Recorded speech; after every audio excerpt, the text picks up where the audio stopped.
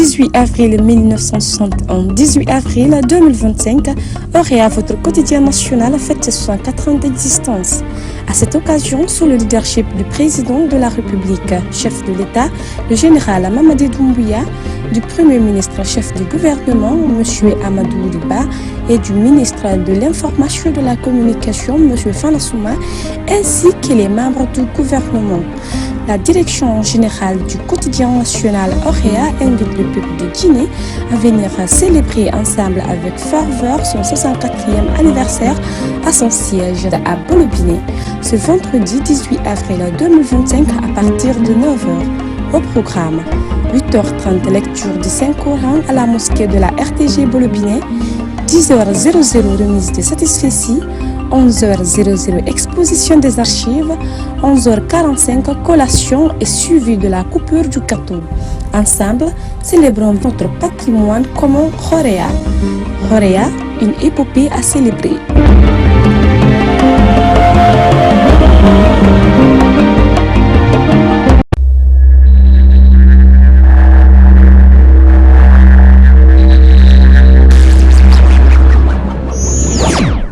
Les préparatifs vont bon train, comme vous le constatez de vous-même. Toutes les commissions sont en branle, tout le monde travaille.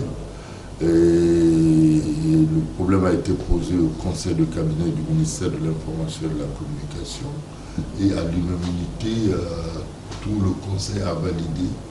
Et le ministre Fana-Souma a donné son aval pour célébrer l'an 64 du quotidien national. Ça veut dire quoi? Ça veut dire que le quotidien national Auréa a 64 ans. Sur ce, il y a eu plusieurs commissions qui ont été mises en place pour travailler, discuter, voir quels sont les textes de mots qu'il faut sortir, quels sont tout ce qui est design. Aujourd'hui, on a pu avoir quand même les designs qui ont été validés, tels que l'an 64. Quand vous regardez en clamage les photos du chef de l'État, le général Mamadi Doumbouya, avec les activités et le journal lui-même. Et vous regardez là, ça veut dire 64 ans, une épopée à célébrer le 18 avril 2025. Et après, deuxièmement, étant l'un des fleurons du patriotisme réclamé de notre pays, et on est resté dans notre couleur, le rouge, jaune, vert, pour dire au peuple de Guinée que nous sommes là pour porter haut la couleur de notre nation. Et sur ça, on a écrit les 64 ans, rouge, jaune, vert, et avec le nom Auréa en fait. Et après ça, on a fait des satisfecits. Tout ça, c'est des commissions qui ont eu à travailler là-dessus, qu'on va récompenser les meilleurs travailleurs, ceux qui se sont affirmés ces années de suite. Et même pas que les travailleurs de Auréa, puisque Auréa aujourd'hui c'est quoi? C'est un multipôle de savoir. Vous avez beaucoup de travailleurs de la RTG qui travaillent sur des projets de Auréa. Quand vous regardez Flash Auréa, quand vous regardez aujourd'hui le sport qui va passer tout à l'heure, c'est fait par nos confrères de la RTG. Aujourd'hui, le ministère de l'Information et de la Communication, on a cette mutualité de travail. Et que ça soit ce que nous faisons ici à Auréa, on le fait passer à la RTG 1, à la RTG 2, on le fait passer à la radio rurale, on le fait passer aussi à l'AGP. C'est pourquoi? Parce que nous, notre objectif, c'est de donner l'information au peuple de Guinée.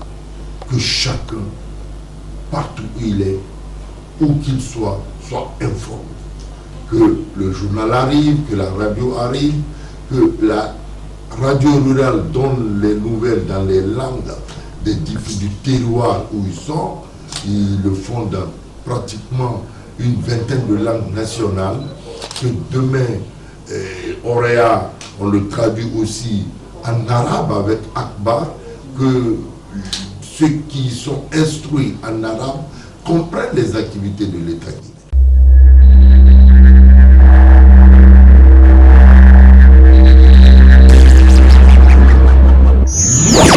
La particularité, c'est ça d'abord, c'est ce multitude de commissions mises en place, ce partenariat pêle-mêle, Radio Nationale, Radio de Proximité, RKS, la Radio Nationale, Auréa, l'AGP, la Radio rural, tout le monde est ensemble pour donner ce vendredi 18 un éclat.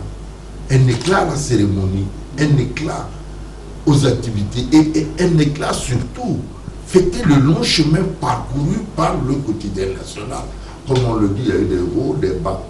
Mais tient toujours. Le plus important, comme on le dit dans un langage, ce n'est pas le fait de tomber, mais c'est de pouvoir se relever gaillardement et continuer sa marche vers l'avenir. Et je pense que pour la jeunesse, pour les plus jeunes travailleurs de Horea ou ceux qui veulent embrasser ce métier, c'est de leur dire qu'ils ont encore des beaux jours devant eux, que le flairon de la presse écrite ne va pas tomber, ne va pas mourir. Maintenant, on est en train de revivre. Aujourd'hui, vous avez tout ce qui est digital qui rentre en ligne. Vous avez toutes ces informations, que ce soit ici le www.horea.net qui est lu à travers le monde. Et qu'on soit à Jakarta ou en France, on peut aujourd'hui se connecter sur le www.horea.net pour connaître les informations de notre pays.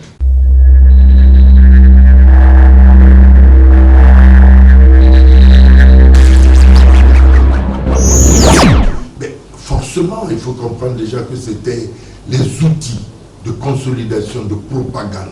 Bien avant l'indépendance, il fallait comprendre que déjà sur le jour colonial, il fallait déjà travailler le mental du citoyen, dire réellement ce qu'on est en train de faire n'est pas bon. On vit dans quoi? Qu'est-ce que nous-mêmes on veut pour nous-mêmes? Et pour cela, il fallait former la masse populaire comme le feu Ahmed Sékou Touré le disait. Il dit, je suis devant le peuple, je suis derrière le peuple, je suis au milieu du peuple. Cela veut dire quoi? Que toute action que le gouvernement doit poser, le fait pour le peuple. Et pour cela, on dit, tout ce qui n'est pas fait devant moi est fait contre moi. Alors sur ce, on adhère, on fait adhérer la population aux actions et à la vision du peuple. Ce qui veut dire que avant les FAPA, ce n'était pas des corvées, c'était des lignes qui étaient tracées par le parti. Aujourd'hui, comme nous le faisons, on regarde aujourd'hui tout ce que le chef de l'État, Mamadi Doumbouya, est en train de faire. Et pour que le peuple adhère à l'un des projets pharaoniques que nous avons, qui est le projet Simandou, aujourd'hui, nous, journalistes, on essaie de dire à la population guinéenne qu'est-ce que ce projet va nous apporter.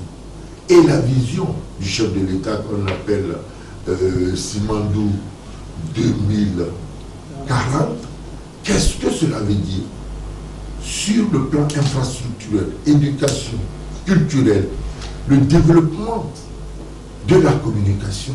Et aujourd'hui, quand vous constatez un peu, on est outillés, nous les hommes de médias publics.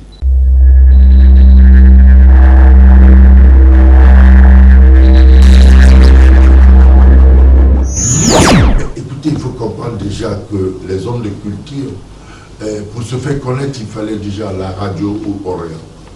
Nous sommes les porteurs de flambeaux de notre culture. Et sauvegarder surtout que la culture guinéenne ne disparaît pas. Allez-y dans les colonnes de Horea. Voilà pourquoi la culture va avec Horea. Horea veut dire liberté. Et la culture guinéenne était Bembeya qui a conquis le monde entier. Bendeban qui a conquis le monde entier. Sofa Kamayen qui a conquis le monde entier. Et Horea était la Horea Band, sans oublier. Ce sont des grands noms, des grands moments que notre pays a connus. Et nous, voilà pourquoi ce jour-là, on fera découvrir au peuple de Guinée les archives de Horea.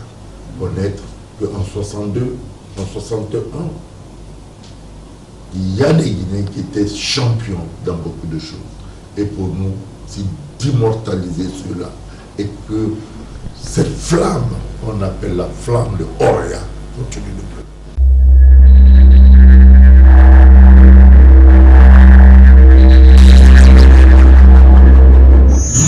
On essaie de s'adapter, on fait pour nous, on essaie de se mûrir pour se mettre à la dimension de cette nouvelle génération. Voilà pourquoi aujourd'hui, le Horea se trouve dans tous les téléphones smart. vous n'avez plus besoin de papier. Je mets le journal dans votre téléphone. Je mets le journal sur l'Internet. Je mets le journal sur le Facebook, sur le WhatsApp, sur le LinkedIn, sur X, sur Twitter, pour que aujourd'hui les nouveaux lecteurs puissent avoir l'information du pays, puissent avoir Orea. Bon anniversaire à tous et à toutes, et bon anniversaire surtout aux milliers, je dirais, aux millions de lecteurs du grand quotidien national Orea. Et je profite de l'occasion pour saluer tous mes confrères de l'Afrique de l'Ouest, les membres de GEPAO, et qui ne cessent d'envoyer des messages pour nous féliciter. Je vous remercie. 18 avril 1961, 18 avril 2025, Orea, votre quotidien national, fête ses 64 ans d'existence. À cette occasion, sous le leadership du président de la République, chef de l'État, le général Mamadi Doumbouya, du Premier ministre chef du gouvernement, M. Amadou Liba, et du ministre de l'Information et de la Communication, M. Fana Souma, ainsi que les membres du gouvernement.